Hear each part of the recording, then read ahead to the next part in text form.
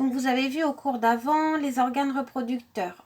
Vous avez normalement appris sur le schéma de l'appareil reproducteur de l'homme et sur le schéma de l'appareil reproducteur de la femme les différents organes.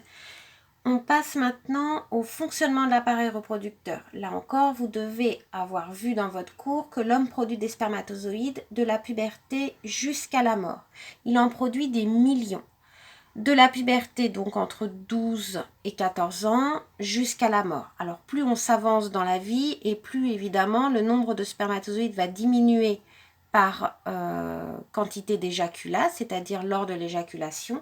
Et en plus, au moment, les spermatozoïdes peuvent être mal formés. Il peut y avoir 2 têtes, 2 flagelles ou un flagelle qui ne fonctionne pas bien. Chez la femme, on va avoir le fonctionnement de l'appareil reproducteur, donc les ovaires, avec les ovules ici qui sont en cours de maturité. Et la femme va produire ses ovules de la puberté, donc 11-13 ans, jusqu'à la ménopause. Méno, ça veut dire règle, et pause, arrêt. Donc jusqu'à ce que les règles s'arrêtent. On en vient donc, du coup, à ce fameux ovule avec toujours la membrane plasmique, le noyau, le cytoplasme, comme n'importe quelle cellule. Mais là où je voulais en venir, c'était sur le fonctionnement des règles. On est sur un schéma du cycle utérin et ovarien. Un cycle chez une femme commence toujours à partir du premier jour des règles. On le compte comme ça, c'est le plus simple. Ce qui est schématisé ici, on a ici l'endomètre, vous l'avez vu dans le schéma de l'appareil reproducteur de la femme, c'est l'intérieur de l'utérus, c'est la muqueuse utérine, c'est ce qui tapisse l'utérus. Et puis vous avez l'ovule ici dans les ovaires. Les règles donc, on compte le premier jour des règles comme le premier jour du cycle et ça dure en moyenne chez la femme 5 jours. Un cycle entier, c'est-à-dire du premier jour des règles jusqu'au jour avant les règles, ça dure en moyenne 28 jours.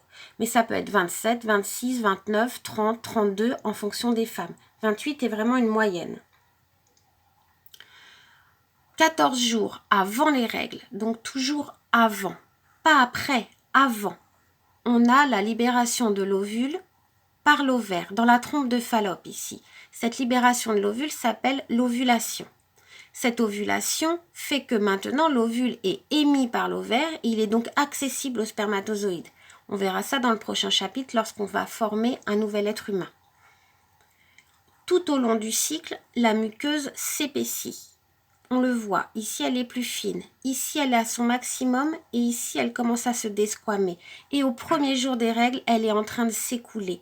On la voit, elle se détache de l'utérus. La muqueuse utérine est en train de s'éliminer.